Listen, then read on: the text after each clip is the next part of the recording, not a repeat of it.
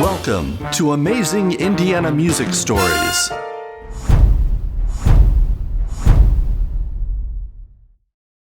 Back in the day, as they say, we had what we call a music memory contest. And so we were exposed to classical music early on. And so when I got to Booker T. Washington Junior High School, I started to play cello. My brother was a bass player, which is really the reason I started playing, because you always want to do, little brother always wants to do what big brother's doing. So I started playing cello, and I was playing a little guitar at the time. But what I realized is I could read the music on cello quicker than I could on guitar, although I was studying pretty hard on the guitar. And after that, I was first chair in attics for the time that I was there. And we had the best teachers you can imagine, and you could get a practice room. But cello was instrumental in me getting into the theory part of guitar. And I'm of the opinion, if you're attempting to do something, you need to learn as much as you can about it. But all this time, I'm listening to Tal Farlow and Katie Burrell. I hadn't quite gotten to Wes Montgomery yet. What I was listening to, and I wanted to know how they did it. And then, as a kid, I was going down to a place called Harlan Brothers Music. And they played kind of country swing. So I would go down there on Saturday when they did their radio show, and they let me hang out as long as I was quiet.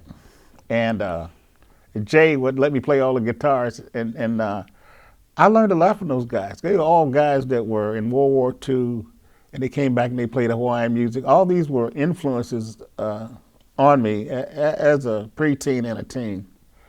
And when I finally got to the Avenue, nobody knew who I was, but they knew my brother. And so I was Richard Corbin's little brother for about a year. And I was playing with a group called the Girl Watchers at a place called A Place to Play. And we were playing the Players Den, the 3 C's, and all the after-hours clubs. And we're basically playing rock and roll, which is something that, I'm trying to get my foot in the door. And they're playing rock and roll, and we're playing all the tunes of the day. And then I ran into a guy named Don Austin. And he heard the jazz influence in my solos. And so I started playing with the Don Austin Trio. It was myself, Don Austin, and Chico Crawford. And we played around town for a while. And at an after-hours club, I met a guy that was going to be one of my best friends in life, was Eugene Barr. He was out of Beaver Falls, Pennsylvania. He's about 6'5" and 140 pounds, He said, hey, Stevie, him and my sister's the only one that could get away with calling me that. He says, we're putting together a band. We're going to probably try to do some recordings, and you sound hot. Come and go with us to see what happens. So I started playing with Bobby Watley and Eugene Barr and Jimmy Mumford. Later on, Cecil Hunt would get with us once we got to New Jersey and started to record. And we played at all the spots, but mostly we played at the Surfside, 19th hole. But the most beautiful thing about it was I got a chance to meet all the guys that we were playing at the Honey Dripper on 30th and Northwestern. And all the guys like Jack McDuff, Clarence Wheeler and the Enforcers, Lonnie Smith, Grant Green, all these guys would come through. And I got a chance to hear them play them and hear them play with them and experience them and get some mentorship from them also. They were really, really generous with their time. And from that, in between that, we went to Newark, New Jersey to try to think of Van Gelder studios up there, and we did, it was like being in church because all the famous people had recorded there. And that's where we did the first album, Superfunk. And that was with Funk Inc. Yes, ma'am. Yes. And about what year was that? Was that the first time you had ever been signed? And Yeah. tell us about that experience. I was so excited. I mean, I was so excited, and I worked on everything that I had to do very hard, and I paid a lot of attention, and I took a lot of advice. But to be in Rudy Van Gelder's studio in Englewood Cliffs, New Jersey, where all the greats had recorded, it was overwhelming. It was just a wonderful feeling. And back in those days, they used, I'm behind in technology now, but then they had this really big, thick tape that they used, and it was quite an experience. And I wrote a few tunes on that album, and that worked out for me. I got a chance to I bought my first great guitar. I bought a Birdland Gibson, which I played for about, I don't know, 20 years. And but it was a great experience, and we were to record again and again and again. I did 4 with them, and I saw things starting to change direction, and I didn't particularly care for the direction it was going, and so I started doing commercials and stuff, and playing with Billy Wooten, and we recorded a couple of albums which are still selling in Japan, and so it was a very exciting experience, and I have to thank Mr. Watley and the group I was the youngest guy in the group, of course. Now it's the other way around. I'm the older guy in the group, but it was to have the experience of meeting all these people in my formative years of being in the business. And when I went into the office, in the booking guy's office at 152nd and Broadway, Jimmy Boyd, Benson walks in with a fur coat, sits down, opens up his guitar, and it's a Guild guitar, blonde, and he starts playing some things. And so I'm sitting there looking at him saying, oh, yeah, that's how you do that. That is possible. Oh, okay, and we sat down and we had a chat, and at that time I think he did one of his albums. He had done all the music himself because he had an apartment complex and everything, and a studio of his own in Englewood, across the river from New York. And he did all the parts, and then the record company gave him the cash, and he went in the studio and did the album that they did, and it was exciting to see a guy at the top of his game, And I used to sit in on him and Lonnie Smith in New Jersey, and he was very kind to me. He would sit behind me on the bandstand so he wouldn't make me nervous, and that was very thoughtful of him. But you hear people like that in person. The album didn't do him justice, And then got a chance to play with Big Don Patton. Got a chance to play with Red and Arthur Price Sock, and at the what do you call it, the Spald's Paradise in New York, and a place in Pittsburgh. I'm trying to think of the name of it. It's mentioned in that movie Fences.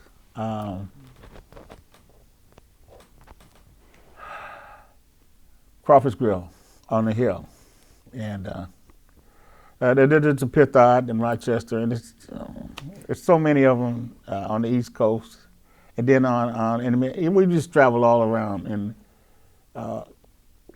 it wasn't easy work. The first year of being on the road is pretty exciting, but after that, living out of a suitcase,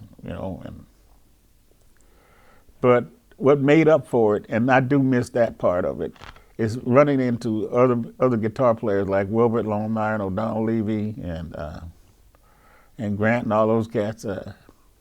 It was just, and if one of those guys knew that you were in town or in a certain place, they'd come and see you. And if I knew they were in a straight place, Bobby would take me to go to see them. So I missed that. It was a wonderful experience. I think the biggest thing I got out of it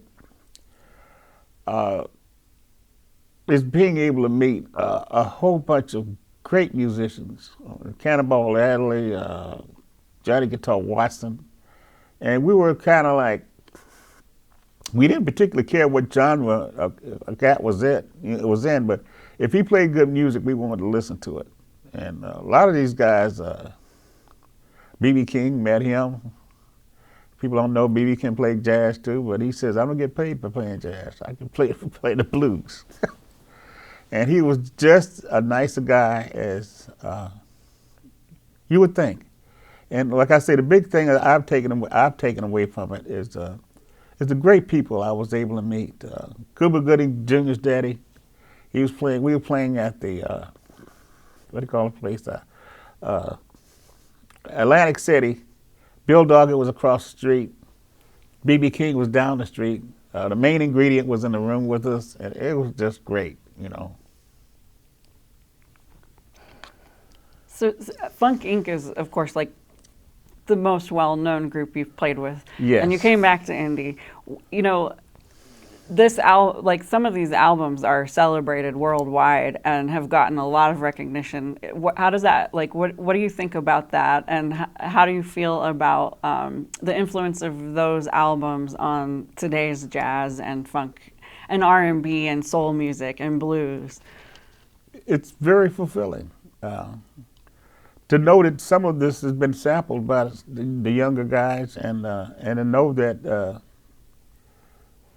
that it's still popular in Japan and in Europe and some places, and it feels really good. I mean, to know that you've created something that has legs and people still like to listen to, and it brings you back to a time where you felt good, and it's wonderful. I had no idea when we started on this journey. Like a lot of people say, I took the path less traveled.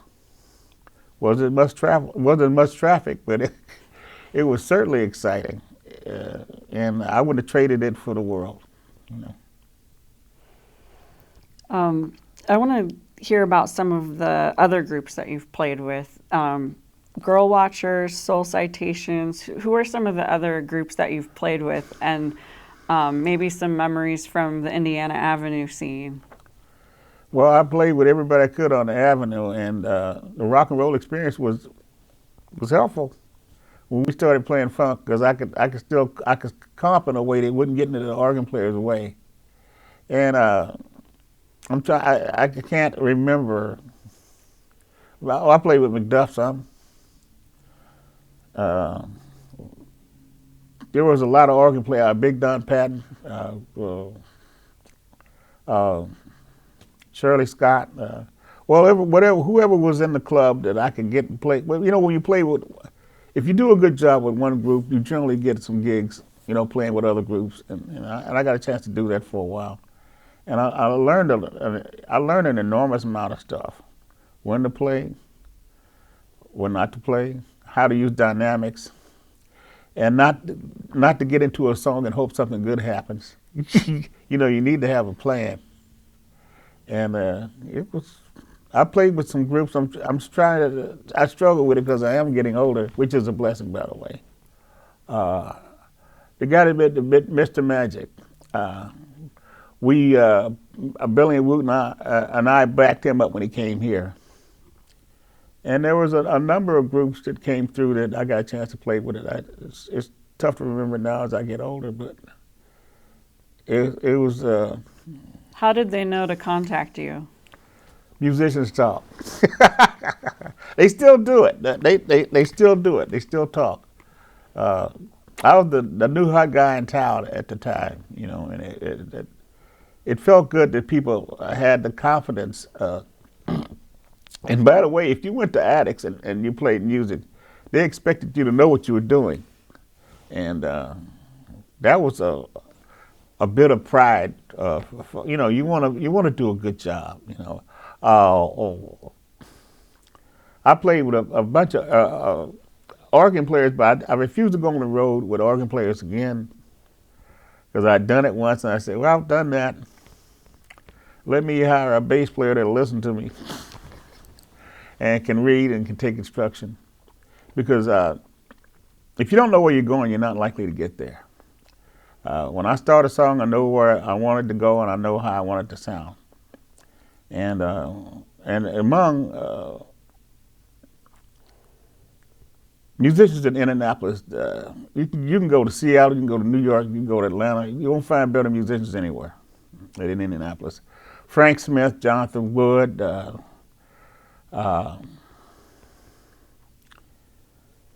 it's just a myriad of good bass players and drummers that I could work with in a trio setting, which is what I prefer.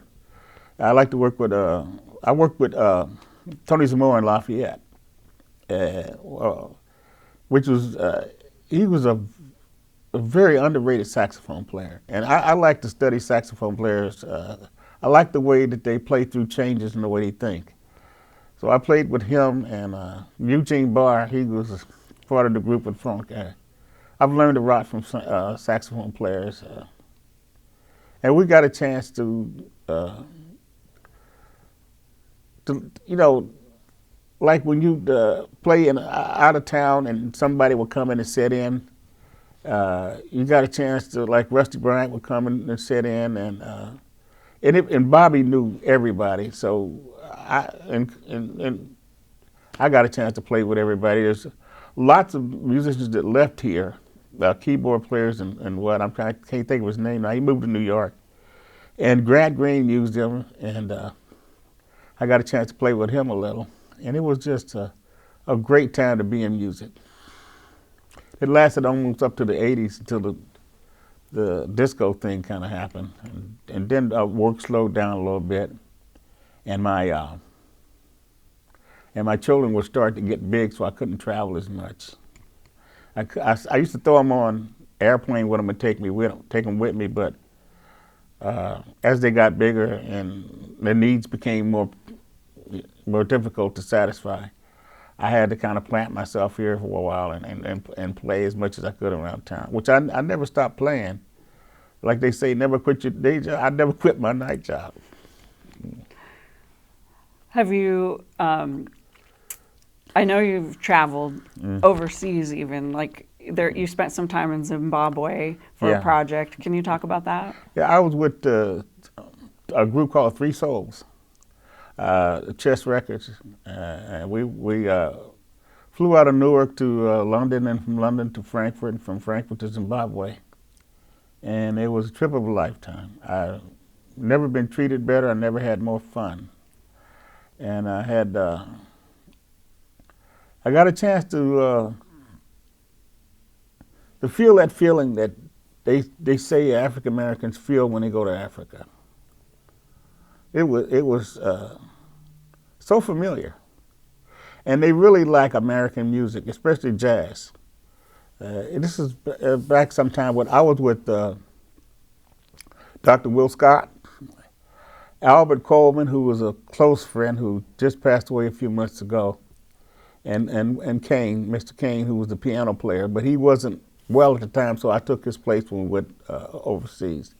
And that was a trip of a lifetime.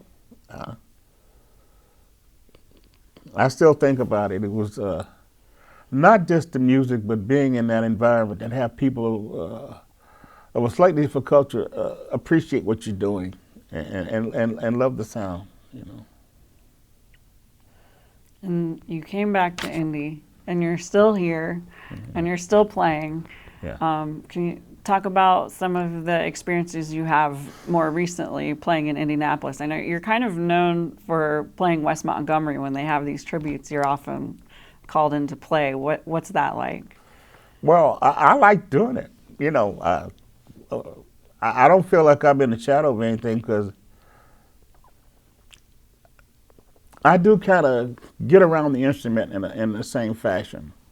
I do things in an easier way, but no, I do a lot of that, and it's fine with me. I love doing it. And I've been listening to some of the music since I was a teenager. And some of it I'm just figuring it out. The beautiful thing, guitar is a jealous mistress. You got to pick that thing up pretty regularly and keep moving. And like there's things like Tear It Down that Wes did that nobody plays because the darn thing is difficult, And to get it in the place, get that song in a place where you're really enjoying it and saying something just a little bit different than Wes was saying. That's a whole bunch of fun, And I think I always say this: every jazz guitar player has a little Wes in him. It'll take a little of the technique, and a little of the way that he would do triplets with his thumb, which takes some work to accomplish. But no, I love doing it. But I also love Kenny Burrell and Tal Farlow and Grant Green and George Benson and O'Donnell Levy and a lot of influences that I had coming up, But I think Wes was the biggest influence because he was so elegant. It's the only word that I can use that would capture what I thought of his style. It was very elegant and easy for people to listen to, even if they weren't jazz people. They could enjoy what he was trying to say, what he was saying. He wasn't trying to say it; he was putting it down, and that music still has legs. I still keep a few of those CDs in my car. What is it about your style of playing that maybe makes you stand out, or what do you see as your kind of flair, what makes you unique on the guitar? And then can you tell me some of your favorite tunes that you've written or played over the years? Well, I think what makes me a little bit different is that I do play with my thumb a lot. I like the tone I get with it. I do use a plectrum, and I can speed it up if I need to, and I play with my fingers too. I got a blues that I start off doing Malagueña, and then it drifts off into open string Delta type blues, and those are the things. I think bow legs. I wrote that back when I was very young. I still like to play that every now and then. And there's other songs like Love Walked In, Sunny,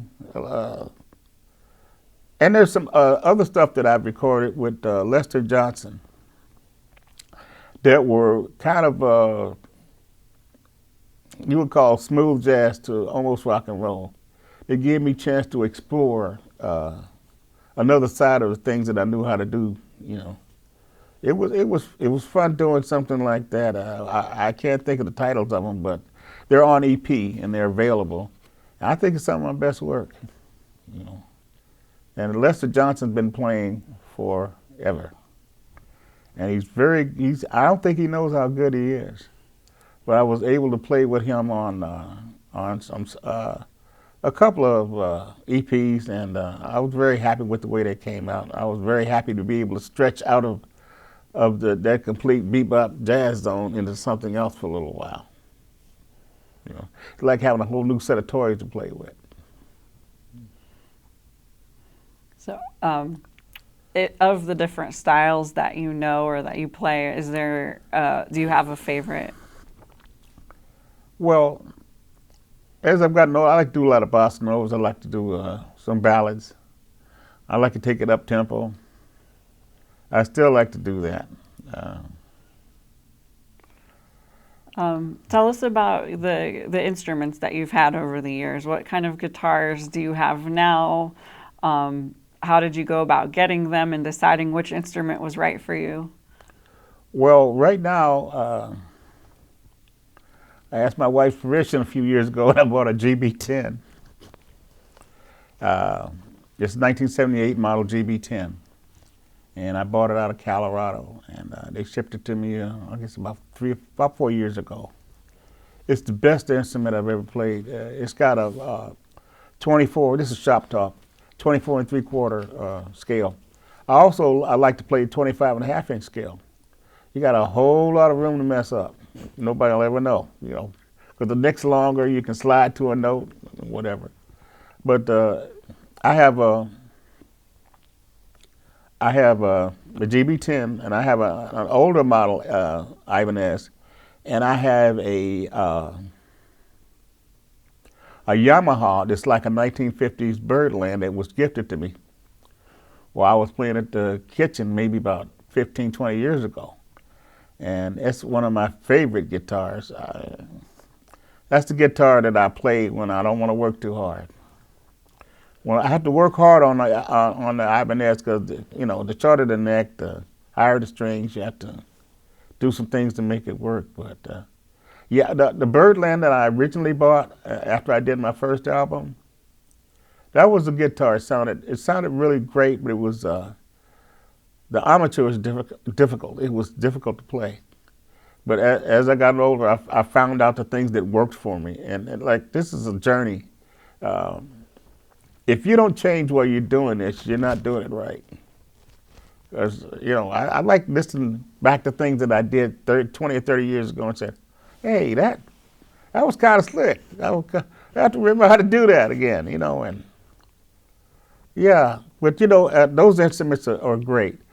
Ibanez is great, and I have a Yamaha, like I said, it's kind of like a 1950s Birdland. It's got a big old block of wood in it, like an ES335. This is shop talk. Guitar players will know what I'm talking about. Nobody else will care.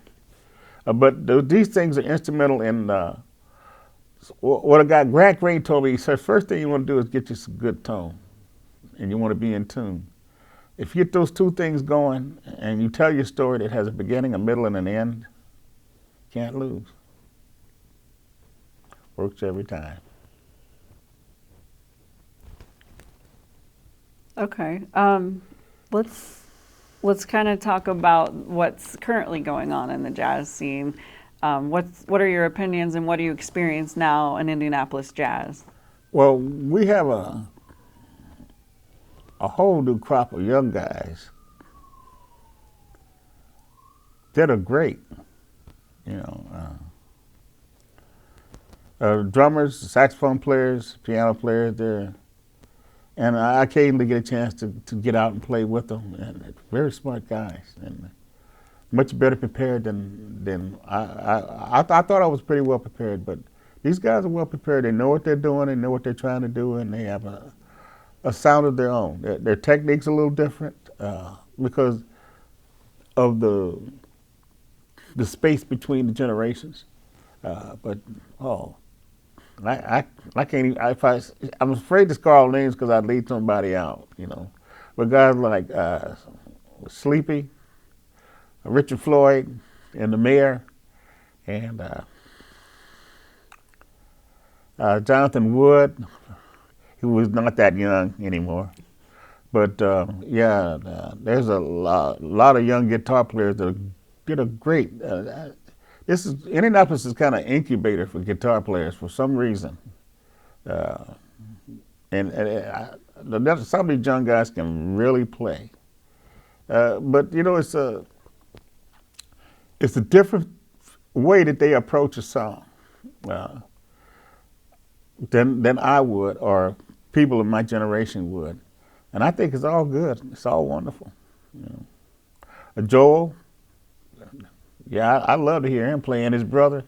Joel Tucker. Oh, yeah. I love those guys in there. So it's just a myriad of, there's about 5 or 6 other guitar players I like to hear around here. But my wife is not quite well, so I'm at home with her quite a bit. Then I've had some health struggles of my own in the last 3 or 4 years, but I'm doing pretty good. And my practice is my therapy, but like to say, I'm not worried about the future of jazz because these guys can play, they know how it's done, and they put their own spin in it, and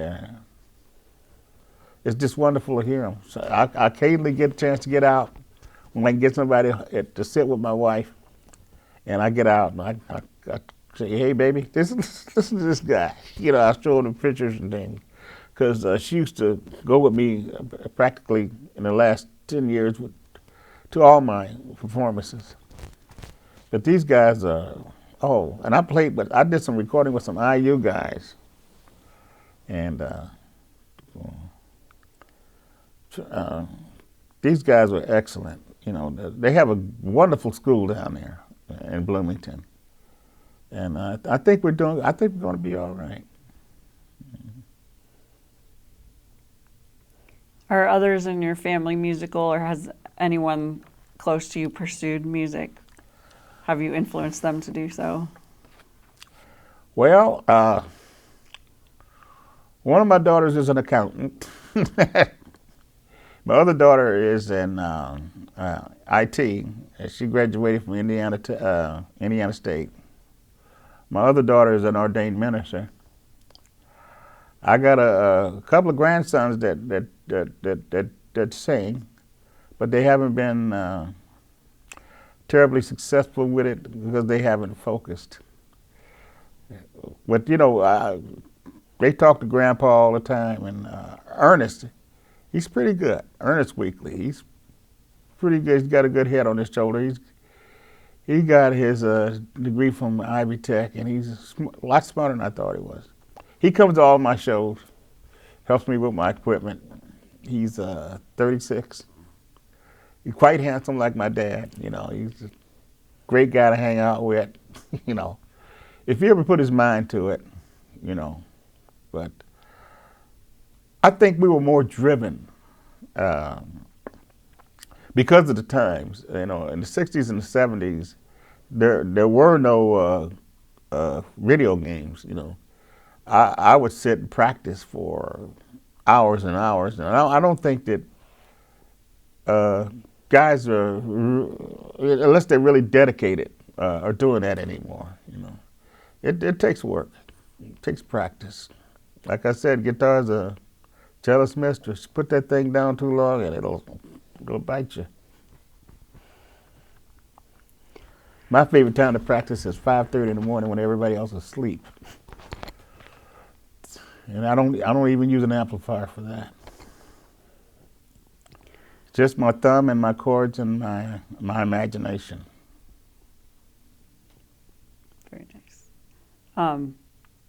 So other than practice, what advice would you give to a young guitar player that wants to kind of follow in your footsteps? Practice. Oh, well, this is important. Find somebody who's doing what you like to do and consult them, ask them, watch them do it. That's what I did. That's enormously important. You'll find out the things that you thought weren't possible are very, very possible. It's just a matter of technique. Like a lot of people don't know that country guitar players have the best technique in the world. If you sit to watch what these guys work like, and I was able to do that as a preteen. That's how I learned how to use a plectrum, because I was using my thumb up to that point. I still remember, you can, if you know how to tilt the pick and apply it properly, you can do things that you didn't think you could do. And then there's just, find somebody who's doing what you want to do, and let them show you how they do it, and you'll get a lot further a lot quicker. Find a mentor, find somebody who's doing it really well. Very good. Is there anything that we haven't talked about today that you'd like to share that you think would be, that you would want to share about your life with someone that doesn't know you? Well, I think the first time that I thought that I wanted to play guitar was on a family trip to my grandmother on my mother's side in Gould, Arkansas, in the middle of a rice field. She had this big house where her and my grandfather lived. They called her Little Doc, they called him Big Doc, and I don't know why, because she was big and he was little. And they couldn't get me to use the outdoor toilet, so they put me on what they call in the country a slop jar. But I was in the middle of a rice paddy, so naturally the mosquitoes bit me up. But while I was sitting there in that slop jar,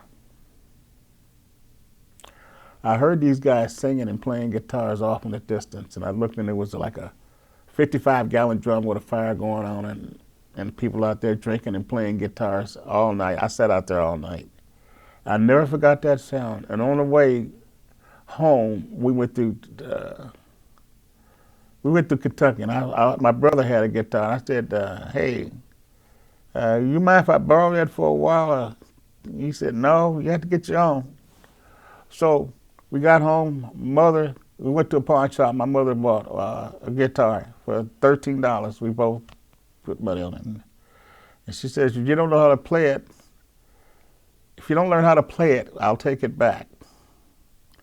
She thought I might get it and then sit in the corner somewhere. Well, that did not happen. And she didn't take it back. So here we are. That's how it all started. Yeah. Yeah. By the way, I looked like the Pillsbury Doughboy by the time they got me to the hospital. From the mosquitoes. Yeah, I swole up something awful. Do you have any other early on childhood memories like that you'd like to share? Well, my brother had, like I said, Richard was a big influence on me. He was a bass player. And he would get these beautiful brocade jackets on a Friday night, and dressed up. He put on his little tuxedo tie, get ready to go to the gig. I wish I could go with him, but I couldn't. But they would have the same music at the Walker Building on Sundays. And so I got a chance to see live bands performing as a kid, at the Walker Building. And that was a big influence not only on me, but on the rest of the kids in the neighborhood. We'd all sit on back porches and play and go from one house to the other, We humping equipment down the street, and that was a wonderful memory, I don't think guys do that anymore because we're not as centralized as a neighborhood as we used to be. And then you've played at the Walker Theater. I think I had written down that was one of your first gigs. Oh, yes, it was. Tell us about it. Well, it was. We had Steve Sloan, singer, and we had Cootie on saxophone and Pippins on saxophone, and Sam on bass, and Jeffrey Grigsby on drums. And we had a tight little group, and we had brown coats and white pants, and we had steps, and every time that Steve Sloan would get going real good, we'd skip so he'd be out of step. Well, we just kids having fun, At that time, I don't know if I had made up my mind exactly where I was going, but I know I was going somewhere. And it worked out pretty well for me. I have some beautiful memories, and I have music that I think it's got legs that'll be out there for a while. And it's nice that it's being appreciated while I'm still here. It's enormously satisfying. Did you always want to be a musician? Was that kind of what you were pursuing all along, or did you have any other career paths in mind when you were young? Yes. I took military science and all the hard math classes. I was done about when I was a junior, because I was going to try to get into West Point or either try to get the Army to pay for college. My father passed away when I was a sophomore, and so I had to kind of go to work. And I found out I could make more money playing guitar than I could cooking barbecue. So it was pretty simple. And as one would say, I got the first thing smoking with Bobby, and we got out of here, and we got it done. But I don't regret any of that, because it helped form who I was to become. And then I had one of those boringly normal families, which was me and my father and my mother and my big brother. And we were kind of insulated from, if you're one of those Southern Baptist families, you go to church every Sunday. Then after church, you parents give you some money so you can go to see the theater, but we go see the musicians at the Walker Building. And then after being able to go see those guys, and then later on in junior high, being able to come back and bring my own band, that was a good feeling too. One of my inspirations or aspirations as a teenager were more survival oriented than anything else. But once I got rolling with the music, it was a wonderful thing. It was I had great opportunities, and I made the best of them that I could. And I put my energy and my heart into it, and I had good people around me. And I think that's necessary for any endeavor that a young person gets into. Have those mentors around you that'll help direct you and save you some steps, save you some mistakes, and I was blessed to have that. How did your mother feel about having two musician sons? Mother was the only one. Like, my father could sing, but my mother could really. She had some talent, and by the time I was doing well enough to get her a piano, she was no longer. She had a stroke. She was no longer able to play. But I think Mother was kind of gave the okay for Richard to play and for me to play. She definitely was instrumental in allowing me to play and making it possible for me to legally play clubs at the age of 19. My father didn't think much about it. He was kind of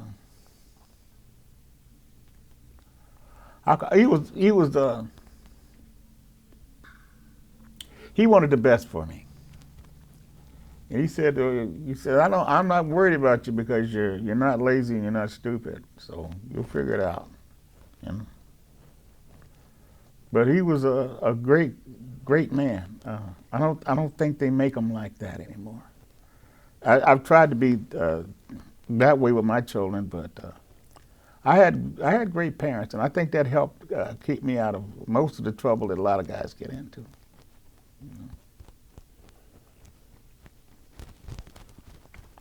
Well, I'll be thinking about that the rest of the day.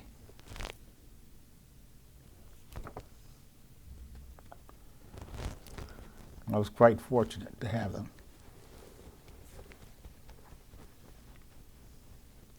Plus, I didn't say this, there was always music playing in the house.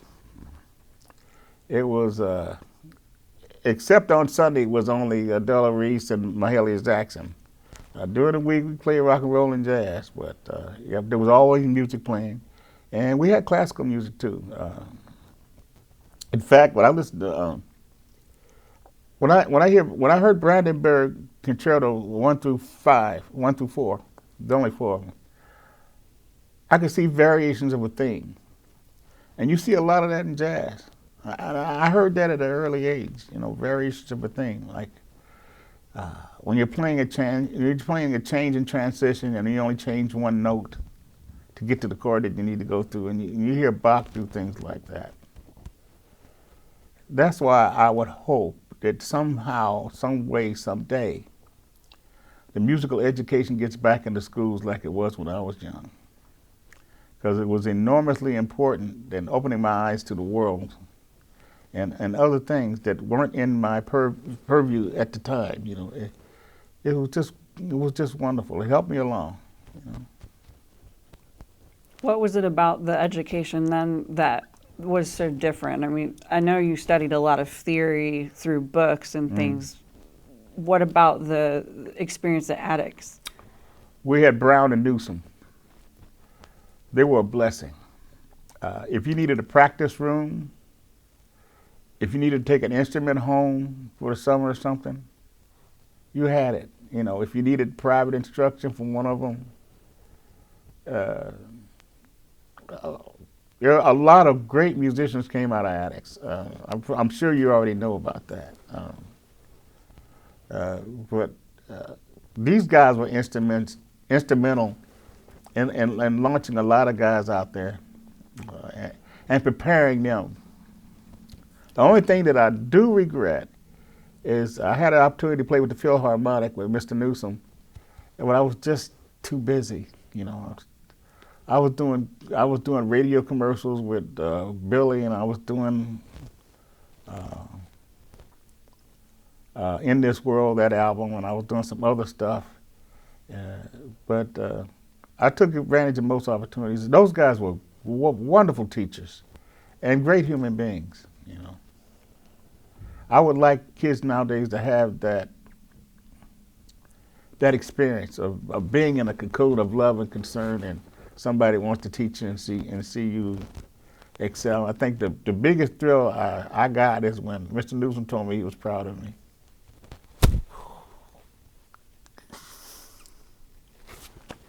That was something. Was that when you were in school or later in your career? Later in my career. I ran into him. That's when we started talking about the Philharmonic. And I've watched him perform, you know. But I was off on this jazz trip, and it was still riding that train. Still learning. Among your peers at Addicts, are there any current musicians that you still play with?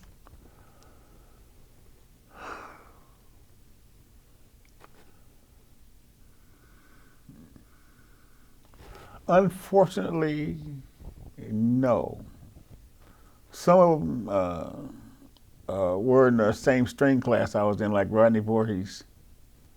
And a lot of those guys have passed on.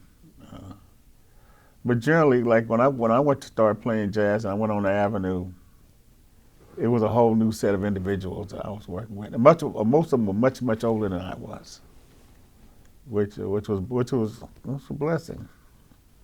It kept me out of trouble. No, I would see Rodney Stepp, which I never really played with him, because we are different genres. But when I heard he was with the Spinners in Detroit, we'd leave the Mozambique, Bobby and I and the whole band, and we'd go down there to see him, playing with the Spinners. And yeah. In fact, I might see him this weekend. But like I said, a lot of musicians came out of Addicts. Some rock and roll, some jazz, Yeah.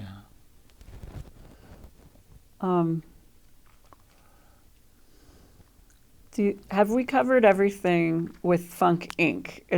Are there any stories there that I should be pulling out of you? Not nothing that you put on radio. Uh-oh. Oh, jeez. Most of your tour with them was kind of East Coast. Did you do West Coast gigs at all? Yeah, we went to. We did a recording out there, and if we're gonna let them record, they're gonna at least have us on a couple of gigs in San Francisco, which we did. And there was a Jazz Alley in Seattle. We did that a few times. Beautiful place, beautiful people. West Coast. I enjoyed it immensely. Then we played a lot in Ohio and Michigan. We did what I guess we would call the Chitlin circuit. It was a lot of the jazz groups, Ohio Players, the Bagdads. A lot of groups were making that circuit, and there was lots of work in those days. It wasn't easy work, but it was a lot of work, and it was formative. We did a great concert out in Berkeley. Wow. Like I said, it was a wonderful experience just playing with them. And my favorite guy was Eugene Barr, because he had played with a lot of folks. He had played with Little Richard. He played with a lot of popular groups. And he's out of Beaver Falls, Pennsylvania, as I said before. And he was kind of my road parent. He kind of kept, hey, young man, you don't want to do that. Kind of guy. He was great. He passed on. He came here, and he got sick, and Bobby took him back to Beaver Falls, and he passed away with his mother. I think he had a heart condition, but I'm still mad at him for dying. He could have stayed with me, you know. These guys were, particularly him, watched out for me, and they made sure I was, you know, doing what I needed to do. But then I was, you know, when other guys were doing other things, I was up in my room trying to practice, you know, because everybody around me was great. The guitar players that I would run into and the bands that I would run into. So I wanted to make sure that I couldn't do what they do. I could do the best that I could do in what I was doing. And that worked out. Still working on that.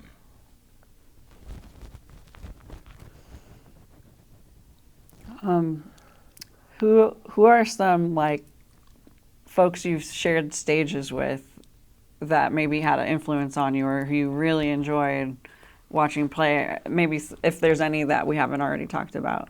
Tony Moore. He was out of the University of Illinois, but he was he ran the Cultural Arts Center in Lafayette, and plus we played at a place called the Knickerbocker for a number of years, and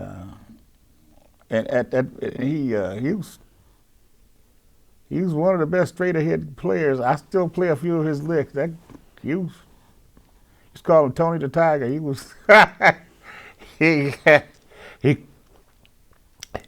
had grad students playing like bass and drums, and then he called me up to play with him because I was playing with Bobby on the Avenue at the new Sunset, and him and Betty came up and heard me play and said, "Oh, you come up and Lafayette and play with us." So he sent me some material, and I came up in a couple of weeks. And funny thing about it, that's where I met my wife.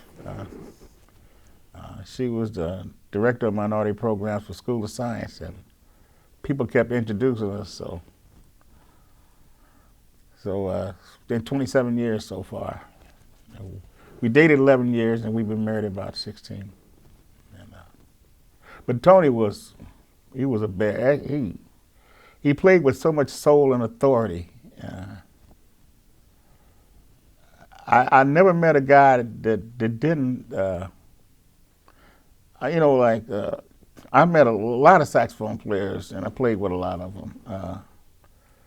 But he was deep. He was deep. He played. He reminded me of something that Grant used to say. I'm not trying to play all of those. I'm just trying to play the right ones. And Tony was very good at that. If somebody hums it on the way home, you've done your job. Of course, there's Hank Crawford. There's a couple other guys, you know. But like I said, I was in the mix, especially when I was younger and moving around some.